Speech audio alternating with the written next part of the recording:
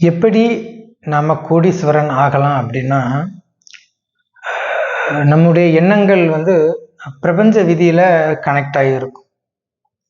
ஏன்னா அந்த பஞ்ச தத்துவங்கள் இருக்கிற நிலம், நீர், நெருப்பு, காற்று, ஆகாயம் ஆகிய அந்த 5 பஞ்ச தத்துவங்களும் மனித சரீர உடலாகிய நமக்குள்ளேயும் இருக்கும். இந்த பிரபஞ்ச விதிகளுக்கு ஒரு கோஆர்டினேஷன், நம்ம ஒரு டெவலப்பிங் ஒரு சிஎஸ்எஸ்ஓ, ஜாவா ஸ்கிரிப்டோ, பைத்தன் மாதிரி இருக்குல்ல, அதுக்குன்னு ஒரு மொழின்னு ஒன்று உண்டு. அப்போ இந்த பிரபஞ்ச மொழியை கனெக்ட் பண்ணணும்னா நீங்க எது நினைத்தாலும் அது உங்களுக்கு நடத்தி கொடுத்துரும். இதுதான் பிரபஞ்சத்தினுடைய தன்மை. நீங்க நல்லது நினைத்தாலும் சரி, கெட்டது நினைத்தாலும் சரி, அது நல்லதா கெட்டதான்னு பிரபஞ்சத்துக்கு தெரியாது. உங்களுடைய எண்ணத்திற்கு அது செவி சாய்க்கும். இது அலாவுதீனும் அற்புத விளக்கும் மாதிரிதான். நீங்க எது கேட்டாலும் பிரபஞ்சம் கொடுக்கும். அப்போ நீங்க கேட்கும் அந்த விஷயம், பொருளானது எதை சார்ந்து உள்ளதுங்கிறது பிரபஞ்சம் கால்குலேட் பண்ணும். அப்போ நீங்க கோடீஸ்வரன் ஆகுறீங்க அப்படின்னாக்கி பிரபஞ்சம் காது கொடுத்தே அதை மைண்டு பண்ணாது. அப்போ நீங்க பிரபஞ்சத்துக்கு ஒரு சிக்னல் கொடுக்கணும்.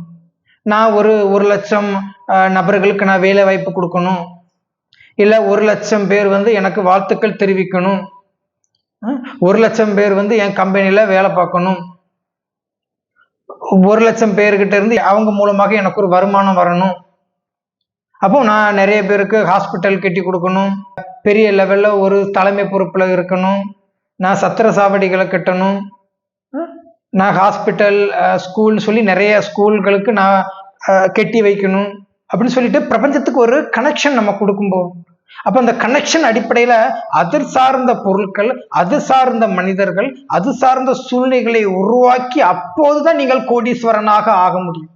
இல்ல அப்படிலாம் என்னால் நினைக்க முடியாது அப்படின்னா, பணத்து மேலேயே படுத்திருக்கிறது போல, பணத்தையே நினைக்கிறது போல, பணம் உங்களுக்கு சர்வ சாதாரணம் போல, ஆனா இதை ஏற்படுத்த முடியாது. கோடீஸ்வரர்கள் அழகாக நினைப்பாங்க. அப்போ நான் சொன்னது போல நீங்க அதை முதல்ல இருந்தே நினைங்க. 2 to 3 வருடங்களுக்குள்ள நீங்க ஒரு கம்பெனியுடைய பாஸா இருப்பீங்க. அப்ப நீங்க கேட்கலாம், நீங்க எந்த கம்பெனியோட பாஸ்ன்னு சொல்லிட்டு. நான் ஒரு கம்பெனியோட எம்டி. இப்போ ஒரு லைசன்ஸால ஒரு ப்ராப்ளம் ஆகி கம்பெனி ஸ்டாப்ல இருக்கு. அதை மறுபடியும் ரீஓபன் பண்றதுக்கு நம்ம ஏற்பாடுகள் நடந்துட்டு இருக்கு.